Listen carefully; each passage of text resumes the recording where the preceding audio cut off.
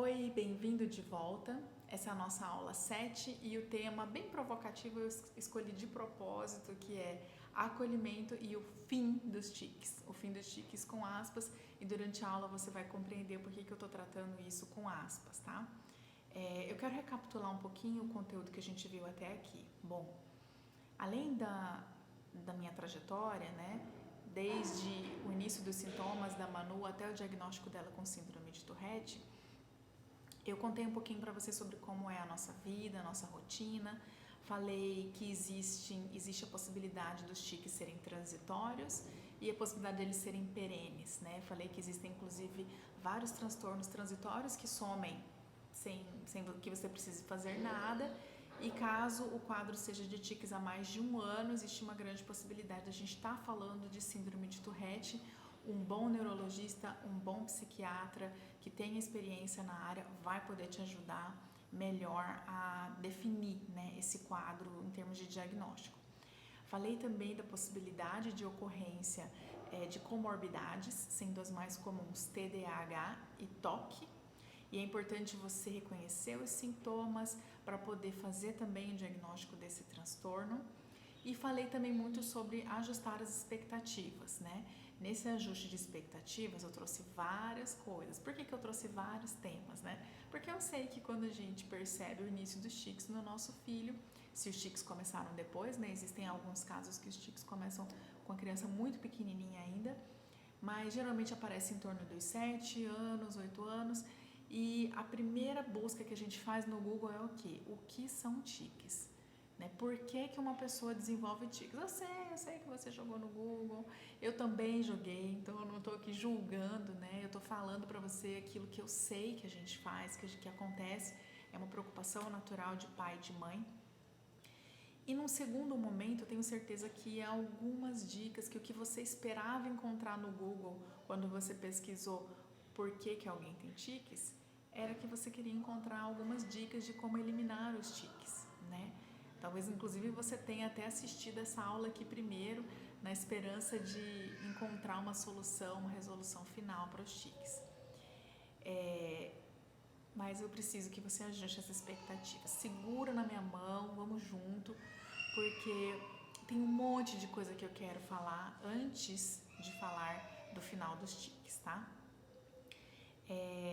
Bom, eu destaquei também, ainda recapitulando, né, como é importante a gente saber as possíveis comorbidades para a gente poder se inteirar mais.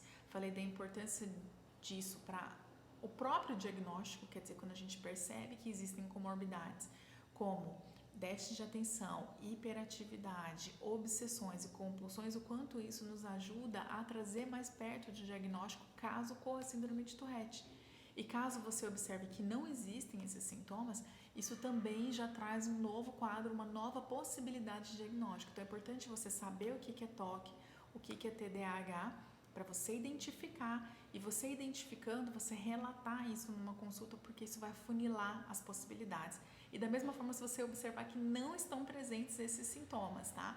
Isso também ajuda o médico. Ou seja, não basta você ficar indo, levando a criança de médico em médico para que o profissional vá diagnosticar. É muito importante que você como pai, você como mãe, você como professor também, por que não dizer, saiba observar, saiba ler os sinais que aquela criança está dando para você, para que essa informação esteja presente de alguma forma na hora de firmar o diagnóstico. Não é só levar a criança e falar assim, bom, o médico que diga, o médico que saiba, né? Outra questão muito importante que eu abordei logo no início é que exigir da criança um comportamento padrão só vai trazer mais opressão, né? Já sabemos, nossos filhos são diferentes, então não adianta você falar para ele, para com isso, para de fazer isso, reprima isso, segura isso, porque a gente sabe que isso não ajuda, isso eleva o grau de ansiedade, e a ansiedade é um dos gatilhos que podem trazer uma percepção maior ainda de tiques, né? Falei também sobre a importância de você observar, anotar, conversar com seu parceiro, com a sua família, com os professores, para você entender melhor como que o tique afeta o seu filho. Será que o tique atrapalha ele a estudar? Será que o tique atrapalha ele a ler, a se concentrar, a ter atenção, né? é muito importante você também saber como que isso afeta o seu filho, porque você já sabe como você está, né? Então é muito importante você também perguntar, né, como que seu filho está. Eu conheci o trabalho do Edu O, que é artista, ele é professor de dança na Universidade Federal da Bahia e ele é cadeirante. E num curso que eu fiz, eu tive a oportunidade incrível de me deparar com o trabalho dele e com o depoimento dele. E uma coisa que me marcou muito na fala dele nesse curso foi que ele, enquanto criança, ele teve poliomielite, né, muito pequeno, ainda com 1 ano. O que ele fala é que no convívio dele com os amigos, ele não percebia nenhuma diferença, porque como ele brincava na rua dele e fazia tudo do jeitinho dele, né, ele conseguia brincar, as crianças carregavam ele, e na casa dele ele não percebia nenhum tratamento diferente. E isso foi maravilhoso, porque ele só se percebeu cadeirante pelo olhar do outro. Ou seja, a frase que ele usou foi: é o olhar do outro que torna triste ser cadeirante, né? Ser cadeirante, ter qualquer tipo de deficiência, e aqui eu abranjo para todas as diferentes possibilidades, pluralidades do ser humano, é o olhar do outro falando, não era para ser assim, é que traz tristeza, é que deixa diferente. Então é muito importante a gente saber ajustar as nossas expectativas, né? Exatamente por isso, né? Porque a criança, ela só se percebe diferente no contato com o mundo, né? No contato com as outras pessoas é que ela vai percebendo o que é adequado e o que é inadequado, né? E a gente vive num mundo em que há muitas barreiras em relação ao que é diferente, né? Não é fácil ser diferente, ter uma especificidade, até porque o que é diferente, né? Diferente é aquilo que foge daquilo que é aceitável, né? Daquele corpo que as pessoas conectam como sendo o corpo certo, o corpo correto, né? As condições e as características perfeitas, né? E o que é a perfeição, né? Isso não existe, não tem isso, né? E é muito importante a gente se dar conta que existem barreiras invisíveis, né, que definem o que pode e o que não pode, né? E é muito importante a gente questionar por que existem essas barreiras, né? Isso é necessário, isso precisa estar lá, né? Até porque todas as pessoas são diferentes. Não é só a minha filha, não é só o seu filho, o seu aluno que é diferente. Todas as pessoas são diferentes. E a gente não deve reduzir aquela pessoa àquele CID, àquele diagnóstico, aquele nome daquela doença ou daquela deficiência, né? Isso não é uma coisa relevante do ponto de vista social. É muito importante que a gente aprenda a superar isso, a enxergar além, né? Até porque o nosso corpo é algo com que a gente tem que conviver, né? Algo que a gente tem que aprender a ter paz dentro do nosso corpo, né? Então, se a gente passa essa mensagem para o nosso filho, isso traz um acolhimento.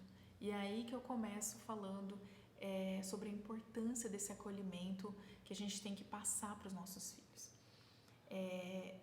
Nós somos um canal de conhecimento, de comunicação, e nós vivemos numa sociedade que realmente cultiva o culto ao especialista, né?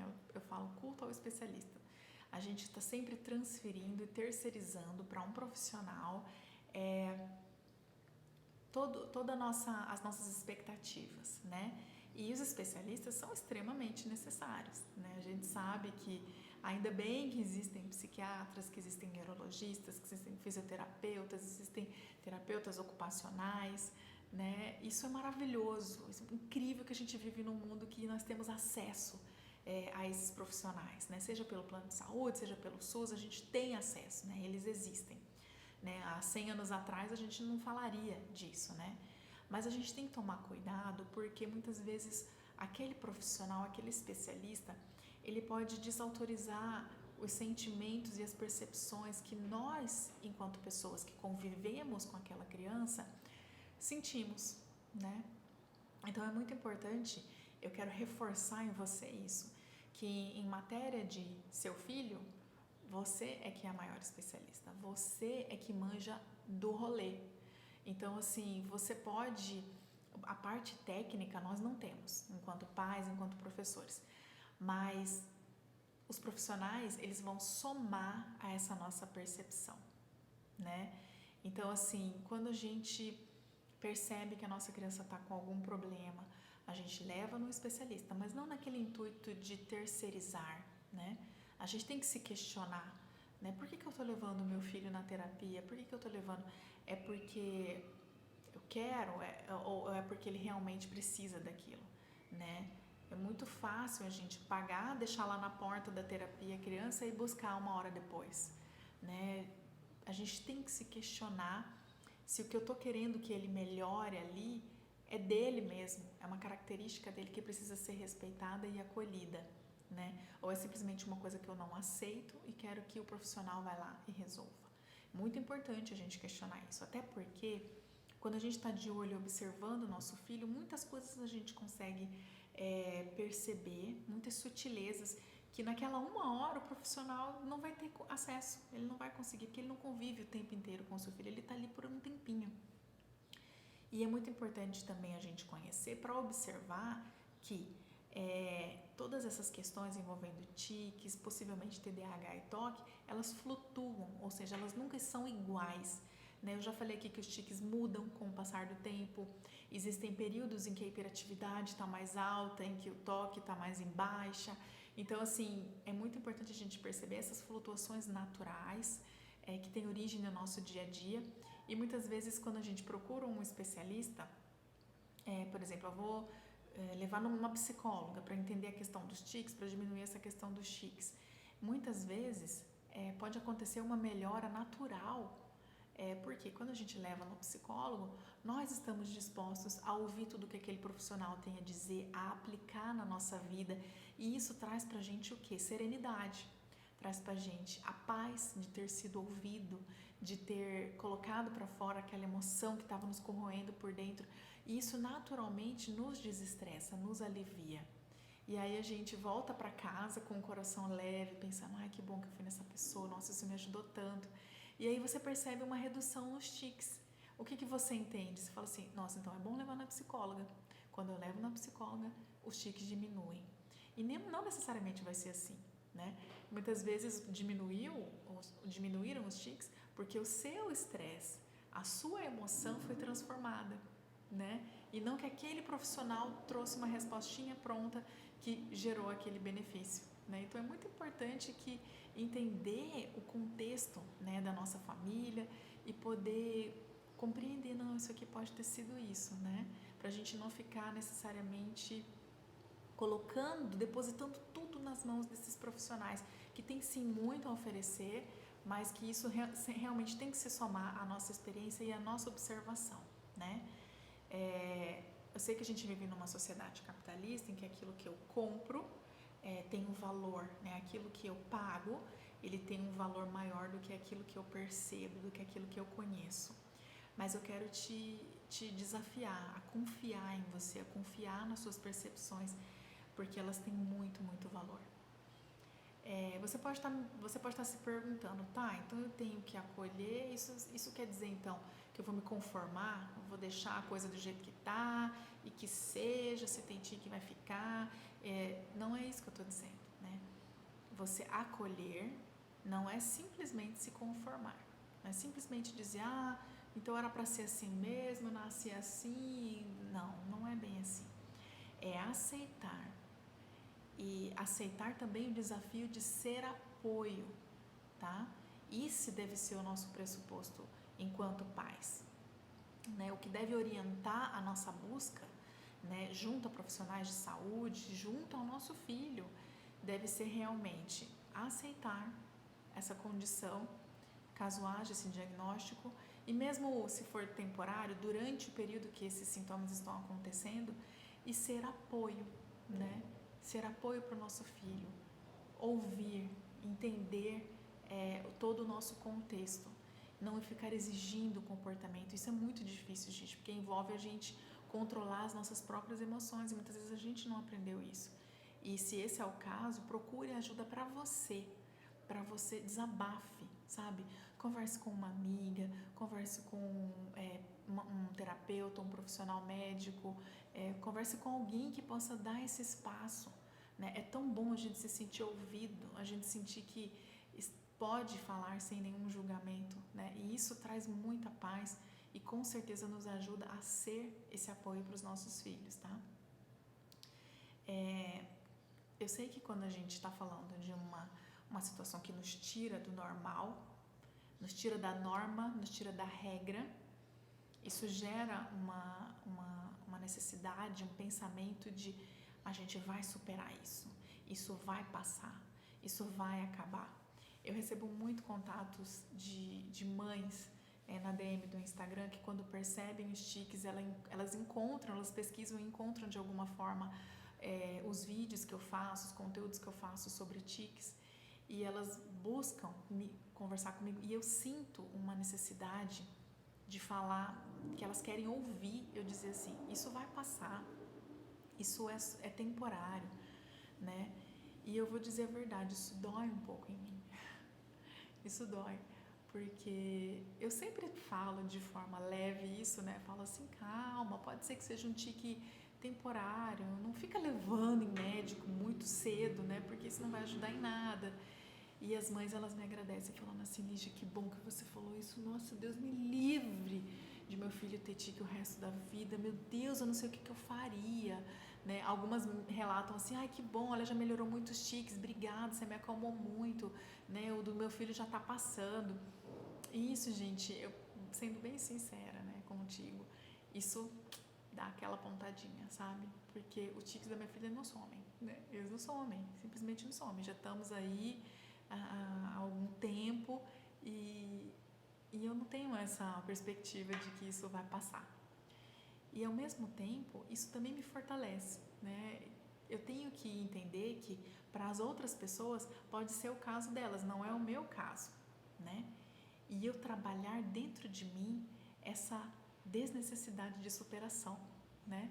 Sempre que a gente se depara com você já deve ter visto algum filme de alguma pessoa que tinha uma situação muito desfavorável de vida, ou uma pessoa que tinha uma deficiência muito grave e que foi lutando e superando, e até o dia que ela acabou, aquela doença não tinha mais, ela conseguiu se curar, e no caso da Tourette, não é bem isso que a gente vê. A superação não tem a ver com acabar com os sintomas, com perder tudo, mas sim aprender a conviver, aprender a falar sobre isso, aprender que esse é o novo normal, que isso é a nossa vida, né?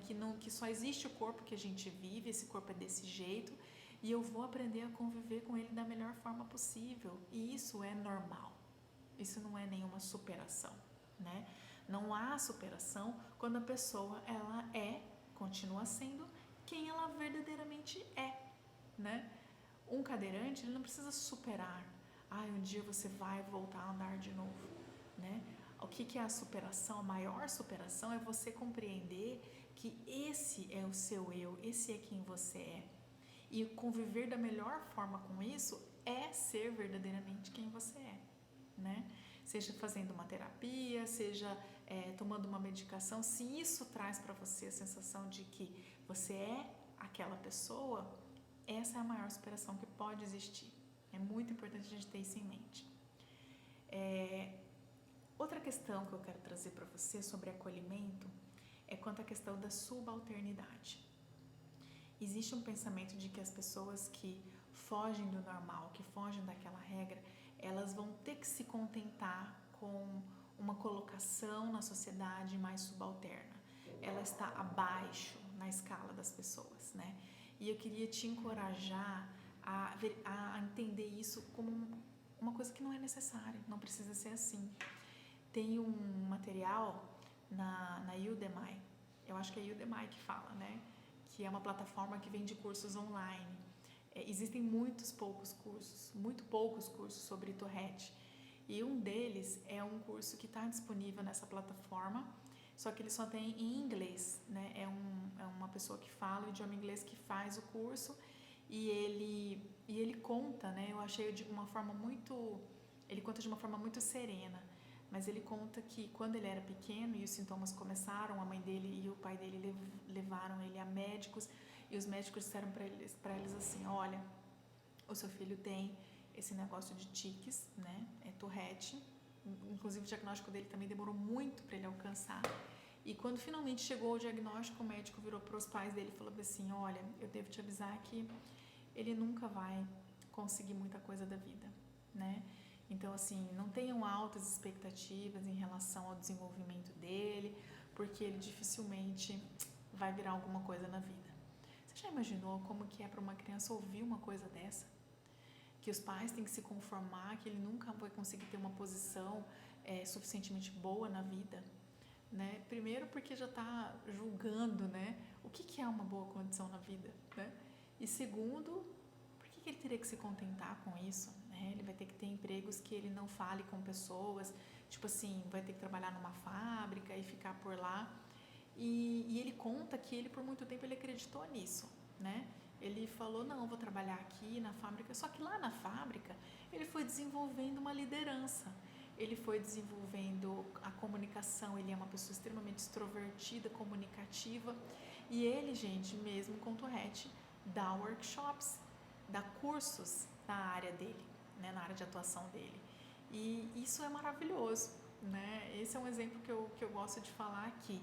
Cabe a nós, pais, professores, construirmos a autoestima daquela criança e não destruirmos, né? Olha o que esse profissional falou para essa pessoa, para essa criança, né? E que bom que ele não se deixou abalar, ele não se deixou convencer por isso e foi vivendo a vida dele, né? É muito importante a gente colocar, deixar muito claro que a criança tem muito a oferecer para o mundo, né? Que essa condição ela não limita a esse ponto, né? Que é possível, mesmo que você tenha tiques severos, você contornar e fazer um trabalho para poder encontrar o seu lugar no mundo, né? E nunca falar, olha, isso aí não vai dar nada, não vai virar nada nessa vida. Isso é o oposto do acolhimento, isso é você demolir a autoestima da criança. Então é muito importante vocês não falarem, você não falar isso e não permitir que alguém em nenhum ambiente transmita essa ideia, né? Porque isso não está no controle de ninguém, depende muito da própria pessoa e é muito importante a gente ser acolhedor, ser acolhedora para, sabe, fazer aquela criança voar. Isso é muito importante. A essa altura você já deve ter percebido que a questão do fim dos tiques não é um objetivo que eu acredite que seja crucial. É isso mesmo que eu estou falando. Que existem muitos tratamentos, mas que a decisão sobre adotar um determinado tratamento ou não depende da família, depende da sua visão, e a minha visão é claramente essa, a de que acabar com os tiques não é uma necessidade, tá? Claro que isso vai depender de cada família, inclusive do grau em que se apresentam esses sintomas, né? Mas no nosso caso, que eu estou falando de tiques leves a moderados, não é uma questão para a gente, é importante fazer com que isso pare a qualquer tempo. Então eu não sou a favor dessa busca desenfreada pela cura, né? A gente vai utilizar os métodos que a gente tem disponíveis, existem muitos tratamentos excelentes, mas a nossa busca não é simplesmente parar com isso, né? É entender e compreender e ajudar a conviver. A gente deve contribuir para novos tratamentos, a ciência tem que evoluir, né? Nós precisamos evoluir, mas sempre tendo em mente sempre se questionando, né? Que aprender a dar valor a todas as pluralidades de existências começa em casa, né? E essa é uma grande chance que a gente tem de passar isso para os nossos filhos, né? E no seu caso, se eu estiver falando aqui com um professor, é muito importante desvencilhar desses preconceitos em sala de aula. E isso é uma ocasião que a gente tem para conversar sobre isso de uma forma franca, honesta e muito clara com as crianças, né? Então, assim, o fim dos tiques, ele pode acontecer, mas ele não é uma busca, digamos assim, obrigatória, né? Uma coisa assim que tem que acontecer, senão a gente fracassou, né? Não é assim. O fim dos tiques é uma coisa que pode acontecer. Pode ser que você faça tratamentos que culminem com o final dos tiques. E isso é maravilhoso, mas não é aquela coisa obrigatória que só assim para eu ser normal, ser feliz de novo, né? Porque existem tantas existências, tantas formas lindas de se existir e a gente tem que aprender a valorizar isso, né? Eu tô dizendo tudo isso e na próxima aula você vai ver que eu vou falar várias estratégias que a gente utiliza em casa e que nos auxiliam a manejar o estresse, né? Essas estratégias, a gente não faz elas com o objetivo de diminuir os tiques. Não, o nosso objetivo é simplesmente limitar situações de estresse dentro de casa que eles sim elevam a ansiedade. E a ansiedade pode elevar a quantidade de tiques que a criança faz ao longo do dia. Mas quando eu estou falando dessas coisas, tenham em mente que eu não estou dando dicas para eliminar os tiques. E sim, eu estou dando sugestões e estratégias que a gente aplica para tornar o nosso dia a dia mais leve, para reduzir a quantidade de estresse que a gente submete às crianças. E isso é bom e importante não só para as crianças que têm tiques, para todas as crianças, né? A convivência familiar leve, sem ansiedade, sem cobranças exageradas, é muito importante.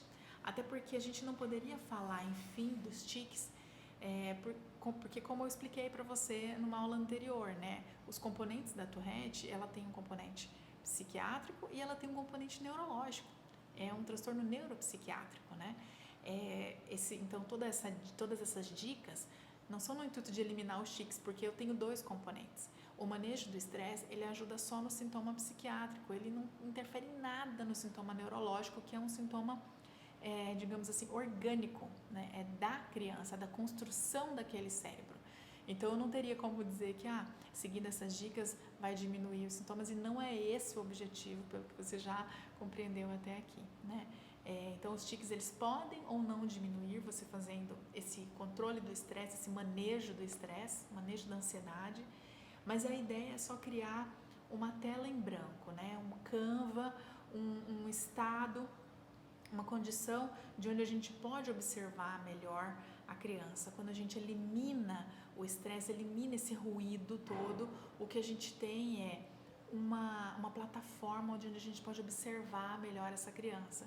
Porque se a criança está submetida num ambiente constante de estresse e ansiedade, esse não é um ambiente equilibrado e normal, até mesmo para a gente poder avaliar os sintomas, até mesmo para a gente poder avaliar a gravidade dos tiques. Se a criança convive num ambiente de muito estresse, de muita exigência, de muito desgaste, isso com certeza vai afetar até a apresentação daqueles sintomas, até a manifestação daqueles sintomas. Então, todo o intuito, né, da próxima aula é exatamente esse, de trazer um sentimento, uma clareza maior, digamos assim, fazer uma faxina na nossa rotina para que a gente possa, então é assim que a questão se apresenta na nossa família, tá bom? Espero que você tenha gostado, deixe sua opinião, deixe seu comentário. Se você sentiu falta de alguma informação, deixa aqui nos comentários ou me manda uma DM no Instagram, que eu vou ter o maior prazer de te ajudar. Beijo e até a nossa próxima aula. Tchau, tchau.